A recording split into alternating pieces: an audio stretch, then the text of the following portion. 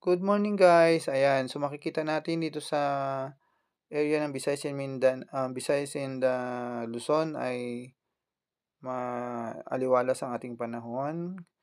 So maliban lang dito sa area ng Mindanao na medyo may mga kaulapan dahil ito sa ITCZ or Intertropical Convergence Zone na magdadala ng ulan doon. So ngayon guys meron tayong nakikitang LPA.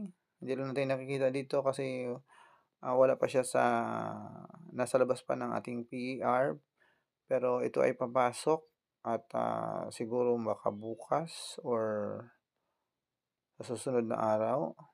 Ayan, sa nakikita natin magiging isang bagyo ito, isang mahinang bagyo pero, magdadala ng malalakas na pag-ulan. So, paghandaan po natin ito habang medyo malayo pa.